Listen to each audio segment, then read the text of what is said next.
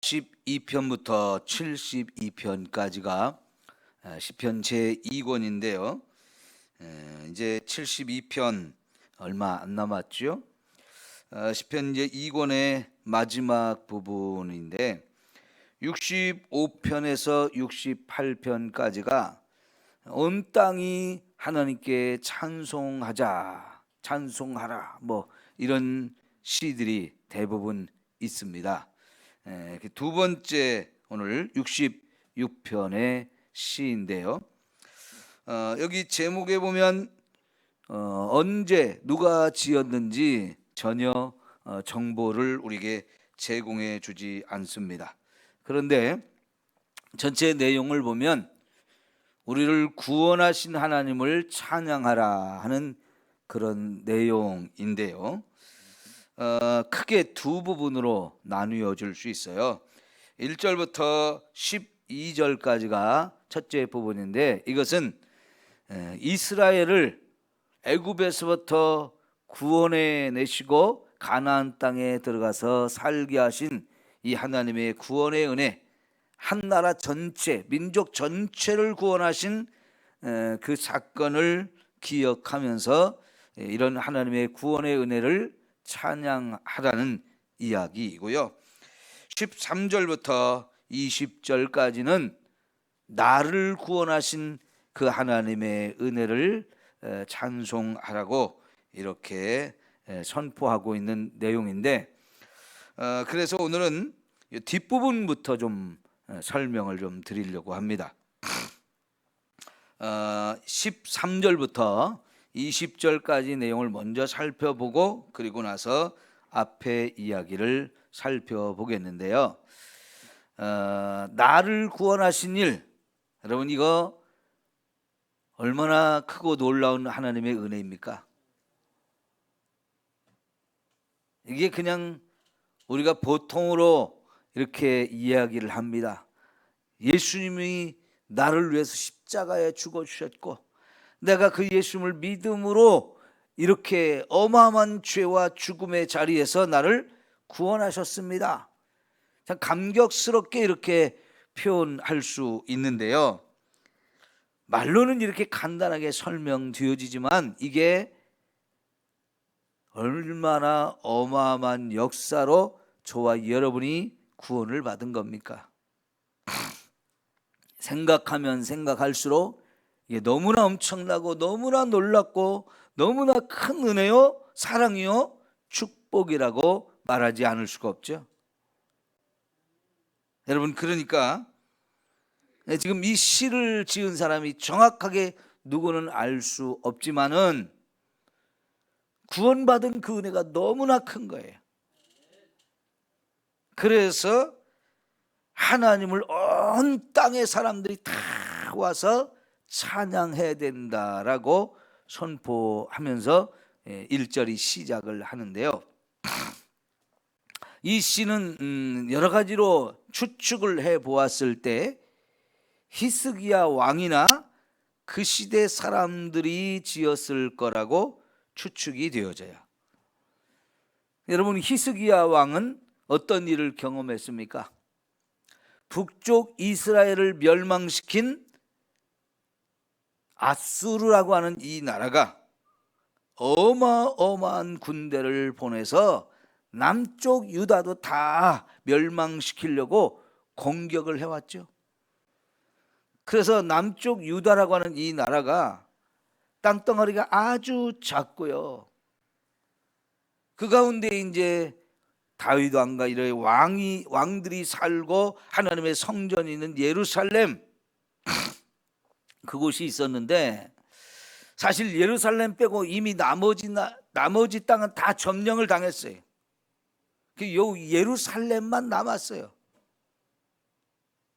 이 예루살렘만 남아 있는 이 상황에서 이거 뭐 넘어뜨리는 거 그 일도 아니잖아요.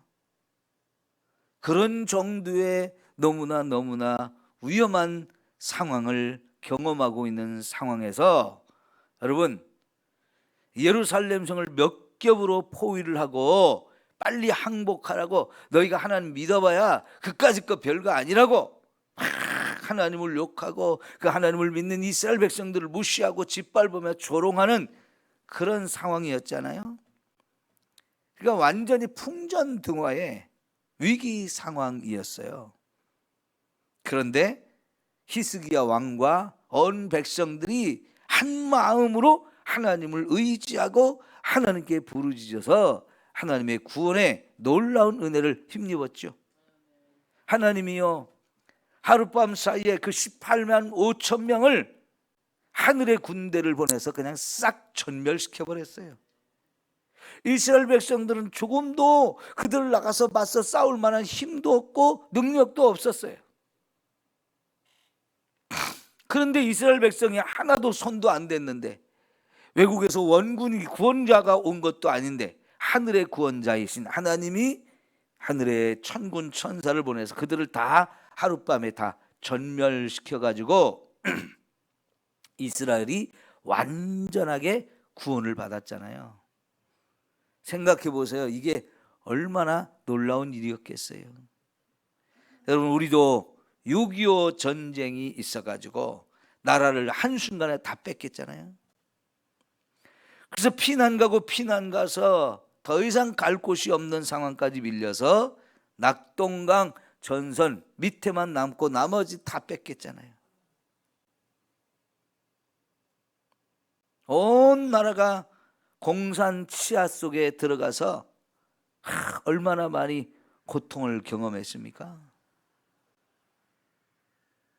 여기 가까운 우리 원당교회나 신관교회, 거기가 거의 뭐 한 마을이라고 볼 수 있기도 하고 조금 나누어졌다가도 볼 수 있는데, 군산대학이 거기에 들어서기 전에는 뭐 거기가 다 한 마을이라고 볼 수가 있는데, 그 원당교회나 신관교회 그 동네에서만도요 수많은 사람이 죽임을 당했다고 하지 않습니까? 한 마을 안에 공산당 편에 선 사람, 공산당 편에 안 선 사람, 이렇게 나누어져 가지고 거기서 진짜 죽임을 당하는 비극적인 상황들이 벌어졌단 말이죠. 그러니까 지금까지도 70년이 지난 지금까지도 한 마을에서 저놈의 새끼가 우리를 죽였다고 원수같이 지내고 있는 사람들이 지금도 그렇게 관계가 안 좋은 사람들이 있대지 않습니까? 왜 그래요? 너무나 큰 사건이 일어났으니까요. 매일 얼굴을 맞대고 살던 이웃간인데 어떤 사람은 공산당에 가입하고 어떤 사람은 가입하지 않고 해서 한 마을에 살던 사람끼리 이 공산주의가 들어옴으로 인해서 죽이는 이런 끔찍한 사건이 벌어지, 지금도 그들과 그들의 후손이 계속해서 그 땅에 살고 있으니 여러분, 얼마나 그 원수 관계 쉽지 않은 거잖아요. 그런 일이 끔찍하게 벌어지는 가운데서 여러분, 유엔군들이 16개국에서 군대를 우리나라에 파송해 주어서 우리나라를 다시 살리고 회복할 수 있는 은혜를 주셨잖아요. 생각해 보면 이게 얼마나 엄청난 은혜입니까? 그러니까 이스라엘 백성들도요, 그런 은혜를 생각할 때 이게 너무너무 감격하다는 거죠. 그것이 여러분, 오늘 저와 여러분이 예수님을 믿고 구원받은 이 은혜와 다를 바가 없어요. 나 한 사람 별거 아닌 것 같이 생각되어지기도 하지만 여러분, 하나님께서는 저와 여러분을 왜 그렇게 하나님의 아들을 죽여서까지 살리려고 하시는 겁니까? 한 영혼이 천하보다도 귀하기 때문에 그런 거예요. 한 영혼 한 영혼이 그 가치가 얼마나 귀한지요. 하나님의 아들을 이 땅에 보내서 십자가의 그 엄한 고통을 받으며 죽여서라도 살릴 가치가 있다는 얘기죠. 왜요? 하나님이 저와 이름을 직접 창조하셨고 하나님의 형상을 저와 여러분에게 주셨기 때문에 그래요. 그렇게 소중한 게 저와 여러분의 생명이거든요. 그래서 여러분 16절에 봅시다. 하나님을 두려워하는 너희들아 다 와서 들으라. 하나님이 나의 영혼을 위하여 행하신 일을 내가 선포하리로다. 하나님이 내 영혼을 위해서 행하신 일, 그게 뭡니까? 나를 구원하신 일이에요. 죽을 수밖에 없는 인생, 아니 육체의 죽음만이 아니라 그냥 내버려두면 저 지옥에 영원히 멸망을 당할 수밖에 없는 저와 여러분을 살리신 이 하나님의 하신 일, 그게 뭐예요? 자기 아들을 죽여서 저와 여러분을 구원하는 이 엄청난 일. 왜 이렇게 하나님이 이와 같은 일을 하는 거예요? 저와 여러분을 사랑하셨기 때문에. 저와 여러분이 그렇게 죄 가운데 고통을 받으며 죽어가는 이것을 그냥 두고 볼 수가 없기 때문에 하나님은 자신의 아들을 나를 대신해 죽이면서까지라도 살리기를 원하셨던 거잖아요. 이게 얼마나 놀랍고 아름다운 일입니까? 엄청난 사랑이고 엄청난 은혜이고 엄청난 축복이 담겨 있는 사건이기 때문에 그런 경험을 한 사람으로서 그냥 있을 수가 없는 거예요. 하나님을 두려워하는 너희들 다 와서 좀 봐라. 똑똑히 봐라. 하나님 무슨 일을 하셨는지. 나를 위해서 행하신 일이 나로 끝나지 않고 너희들을 위해서도 하신 일이다. 이렇게 선포하고 있는 거잖아요. 너무나 감격하고 너무나 감사하고 너무나 벅차오르는 이 기쁨이 있으니까요, 견딜 수가 없어서 좀 와서 좀 보라고 선포하는 거예요. 그러면서 나와 함께 하나님을 찬양하자고 막 이러는 거거든요. 여러분 속에서도 하나님이 여러분을 구원한 그 감격과 은혜가 결코 메마르지 않기를 축원합니다. 생각해 보십시오. 나 같은 인생을 구원하셨다니. 그래서 찬송가에도요, 나 같은 죄인 살리신 주 은혜에 놀라와. 얼마나 감격스러워 가지고 그 찬송을 하는 거예요. 전 세계에 하나님을 믿는 사람들 치고 우리 찬송가에 있는 305장 이 찬송을 함께 부르면 눈물을 흘리지 않을 수가 없어요. 그죠? 하나님이 나 같은 죄인을 살리신 이 은혜가 얼마나 큰지. 지금 그 감격이 넘쳐가지고 사실 이 찬송을 부르고 있는 거예요. 시편 66편은 우리를 구원하신 그 하나님의 은혜와 사랑 너무나 크고 놀라워서 그 감격과 기쁨에 넘쳐서 찬송을 부르되 나 혼자의 찬송으로 견딜 수가 없어서 온 땅이 다 와서 좀 하나님이 행하신 일을 보고 함께 하나님을 좀 찬양하자고 이렇게 외치고 선포하고 있는 거죠. 여러분, 나 한 사람의 구원이 얼마나 감격한 거예요. 우리 예수 믿으면서도 하나님이 내게 주신 이 사랑과 은혜와 축복이 얼마나 큰 건지를 잘 모르는 사람이 너무나 많아요.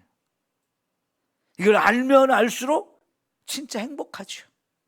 너무너무 감사하고 너무 좋죠. 저는 우리 교회 모든 성도들이 이런 하나님이 나를 위해서 행하신 이 놀라운 일들을 깨닫고 또 깨달으면서 진짜 행복하게 살았으면 좋겠어요. 근데 이게 우리 교회 안에서만 머무르면 안 되죠. 이 감격을 가지고 저와 여러분이 나가서 만나는 사람들마다 이 복음을 전해서 땅 끝까지라도 가서 이 구원의 복음을 함께 선포하고 같이 나누는 이런 은혜가 있어져야 합니다. 이게 메마르면요, 이 구원의 감격이 메마르면 예수 믿는 게 재미가 없어요. 교회 나가는 게 너무 그냥 습관적이 되어버리고 의무감이 되어버리고 귀찮은 것이 되어지고 맨날 나가는데 좀 쉬지 이렇게 되어지고요. 헛소리를 하는 거예요. 여러분, 자녀들이 커가지고 우리 부모님이 나를 낳았고 이렇게 길러주시는 그 은혜가 얼마나 큰지를 깨달으면 자연스럽게 효도하죠. 근데 그걸 못 깨닫는 사람들은 어때요? 지멋대로 살아요. 지 혼자 잘난 줄 알아요. 부모 은혜를 도저히 알지 못하고 그냥 산단 말이죠. 그럴 때 그걸 보는 부모의 마음이 어때요? 그 불효자를 보는 부모의 마음은 찢어지죠. 내가 잘못했나 보다. 내가 잘못 가르쳤나 보다. 그러면서 그게 다 자기 책임으로 느껴져서 내내 그 자식을 보는 부모의 마음은 찢어지잖아요. 애통하고요. 안타깝게 거지가 없죠. 그러나 효도하는 자식을 보면 어때요? 그렇게 감사하고 고맙고 좋죠. 뿌듯하고. 오늘 저와 여러분이 하나님께 찬송하고 이 구원의 은혜를 감사하며 살면 하나님도 좋으시고 나도 좋은 거예요. 예?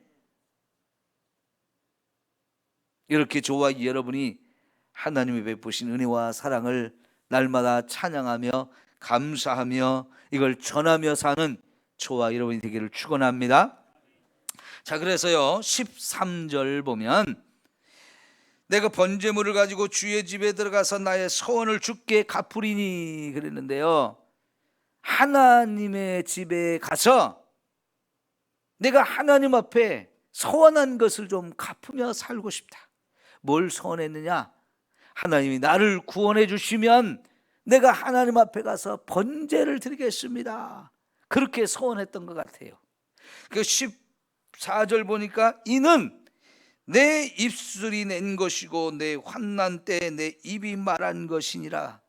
내가 너무 큰 환난을 당해서 너무너무 큰 고난과 절망적인 이 상황, 너무너무 위급한 상황을 당했을 때 내 입으로 하나님 나 좀 살려주십시오. 그러면 내가 하나님께 감사의 이런 번제를 드리겠습니다 하고 서원했던 것 같아요. 그런데 진짜 하나님이 내 기도를 들어주셔가지고 내 환난 이 속에서 나를 구원하셨단 말이죠. 그러니까 너무 좋아가지고 당연히 내가 약속한 대로 하나님의 서원한 대로 빨리 하나님의 집에 가서 번제를 드려야지 이러는 거예요. 여러분, 오늘 저와 여러분이 하나님 앞에 와서 예배 드릴 때마다 정말 그런 감격을 가지고 예배를 드렸으면 좋겠어요. 우리가 왜 예배를 하는 겁니까? 어제 우리가 보았던 말씀, 여러분 4절을 한번 볼까요? 65편 4절. 주께서 택하시고 가까이 오게 하사 주의 뜰에 살게 하신 사람은 복이 있나이다. 우리가 주의 집에 곧 주의 성전의 아름다움으로 만족하리이다. 우리 구원의 하나님이시여 땅의 모든 끝과 먼 바다에 있는 자가 의지할 주께서 의를 따라 어미하신 일로 우리에게 응답하시리이다. 여러분, 구원의 하나님을 통해서 내가 구원을 받았어요. 그래서 말이죠, 이것은 나를 택하시고 가까이 오라고, 하나님께 가까이 오라고 나를 불러주셔서 내가 하나님의 집에 가서 하나님의 집에서 살 수 있는 이런 어마어마한 복을 주셨다는 거죠. 그러니까 이게 뭡니까? 하나님과 가서 예배 드리는 거잖아요. 그러니까 우리가 하나님 앞에 와서 예배 드릴 수 있는 사람이 됐다는 게 이게 얼마나 엄청난 은혜요, 감격이요, 축복인지, 나를 구원해 주셨기 때문에 그렇게 된 거거든요. 그러니까 우리는 하나님 앞에 예배 드리러 올 때마다 나를 구원하신 그 하나님의 은혜에 감사함으로 드려야 되는 거예요. 그럼 내가 예배하는 자가 된 것 그 자체가 엄청난 은혜거든요. 구원받지 못한 자가 예배 드릴 수 있나요? 아니요. 이거는 구원받은 자만이 할 수 있는 특권이에요. 구원을 받은 자만이 하나님께 갈 수 있어요. 하나님을 만날 수 있어요. 하나님을 예배할 수 있어요. 하나님의 집에 살면서 하나님의 은혜를 계속해서 또 누리고 또 누릴 수 있는 이런 은혜, 이게 구원받은 자가 하나님 앞에 예배하면서 누리는 거거든요. 그러니까요, 이제 죽어버리면, 이 환난 가운데서 내가 죽음을 당하고 있으면 나는 하나님을 예배할 수가 없어요. 하나님이 나를 살려주시면 제일 먼저 하나님 앞에 가서 마음껏 예배하겠습니다. 그런 고백을, 그런 소원을 했는데 진짜 하나님 나를 구원하셨거든요. 그러니요, 이게 너무 좋아가지고 그 소원한 대로 하나님 앞에 가는 거예요. 자, 15절 보면 그때 하나님 앞에 갈 때 어떤 번제물을 가지고 갑니까? 순양의 향교와 함께 살진 것으로 주께 번제를 드리며 수소와 염소를 드리리라. 여러분, 양과 소와 염소, 이걸 다 가지고 가서 하나님께 번제를 드린다. 돈으로 따져도 이게 어마어마한 가치잖아요. 양 한 마리, 소 한 마리, 염소 한 마리, 이걸 가지고 가서 하나님 앞에 제사를 드린다?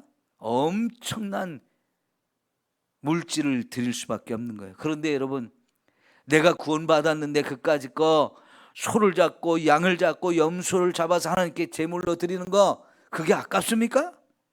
결코 아까울 수가 없는 거지. 저와 여러분이 하나님 앞에 예배하며 제물을 드리는 것을 결코 아까워하지 마십시오. 나를 구원하신 하나님의 그 은혜에 비하면 내가 하나님께 드리는 것은 지극히 작은 것에 불과해요. 사실 그 내가 가지고 있는 그 물질도 하나님이 주시지 않으면 내게 있을 수가 없는 거예요.